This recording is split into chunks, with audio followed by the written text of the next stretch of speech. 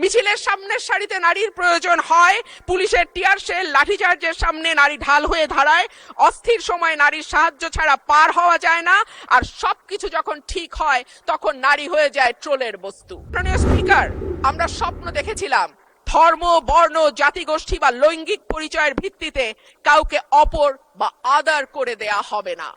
মাননীয় স্পিকার, আমি খুব বিনয়ের সাথে বলি, এই আন্দোলনের সম্মুখ সারিতে ছিলেন নারীরা। এক ঝাঁক নতুন প্রজন্মের তরুণ মুখ আমরা পেয়েছিলাম।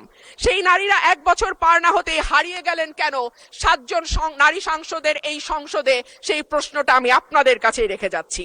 মিছিলের সামনের সারিতে নারীর প্রয়োজন হয়, পুলিশের টিয়ার শেল লাঠিচার্জের সামনে নারী ঢাল হয়ে দাঁড়ায়, অস্থির সময় নারীর সাহায্য ছাড়া পার হওয়া যায় না, আর সবকিছু যখন ঠিক হয় তখন নারী হয়ে যায় ট্রোলের বস্তু।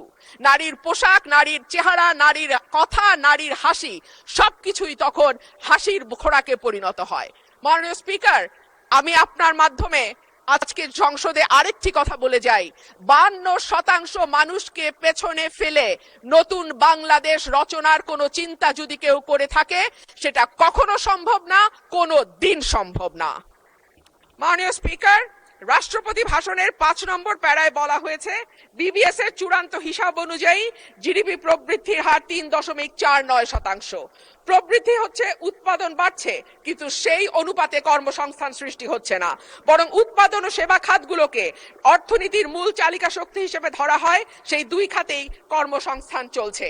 একে চাকরিবিহীন প্রবৃদ্ধি বলে, যা দীর্ঘমেয়াদে অর্থনীতির স্থিতিশীলতা, অন্তর্ভুক্তিমূলক প্রবৃদ্ধির জন্য একটি বড় ঝুঁকি।